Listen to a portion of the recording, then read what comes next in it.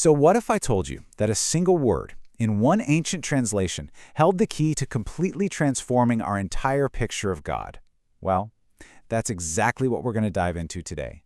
We're going to follow this powerful idea's journey from a world filled with angry, vengeful gods to one built on radical grace. And it all kicks off with one really critical question. For ancient cultures, this was not some philosophical thought experiment. It was, quite literally, a matter of life and death. When a disaster struck, when a plague just swept through your army, the very first question was always a panicked one. Which god did we offend, and what on earth do we have to do to make them stop?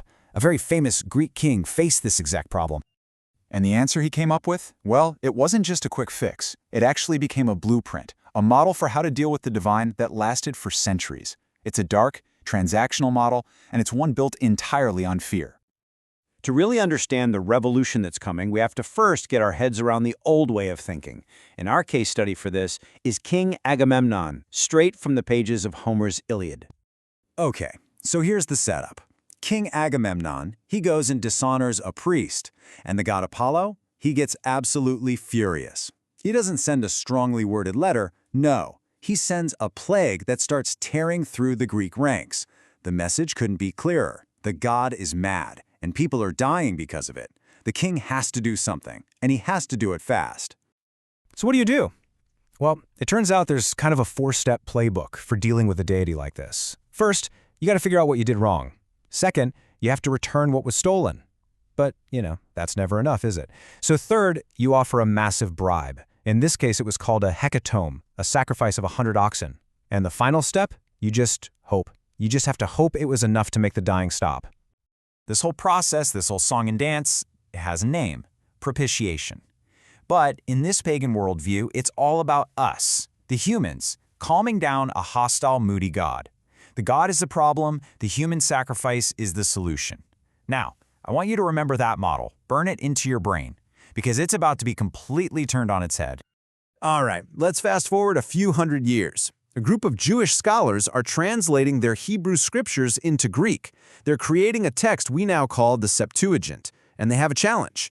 They have to pick a Greek word to describe how their God deals with human sin. And here is where the story takes a fascinating turn. When they needed that word for how their God deals with sin, guess what? They chose one from the exact same family of words used back in the Agamemnon story. But in their hands, this old word for appeasement is about to be completely reborn. Okay, let's look at the Greek root here, híleos. You'd expect it to mean something like calm down or appeased, right? I mean, based on the story we just heard. But it doesn't. Not at all.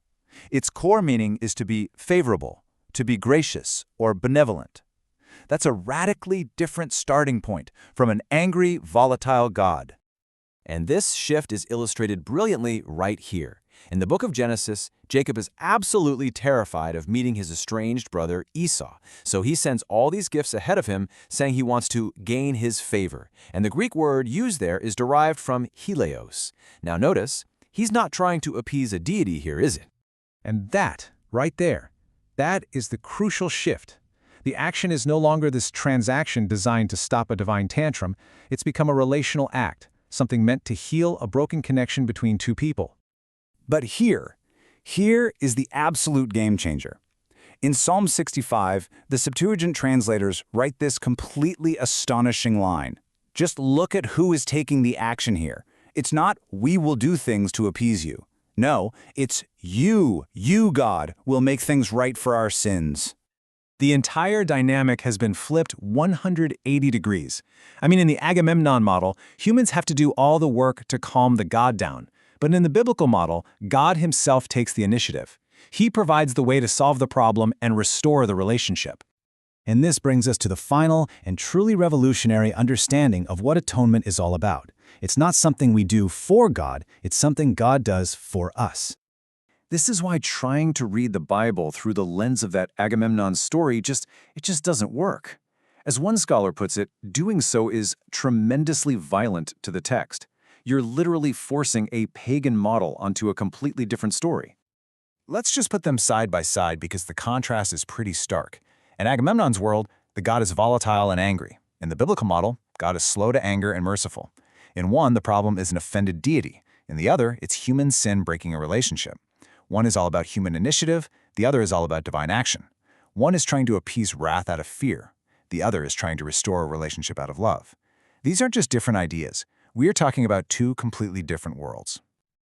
You know, we can really boil this whole thing down even further. Is atonement a bribe or is it a gift? The pagan world saw it as a desperate bribe, something you pay to a hostile power to get them off your back. The biblical revelation presents it as a loving provision from a gracious father. And maybe the most powerful way to grasp this difference is with this analogy. Is it a kidnapper demanding a ransom, or is it a loving father paying a debt that his child could never, ever afford?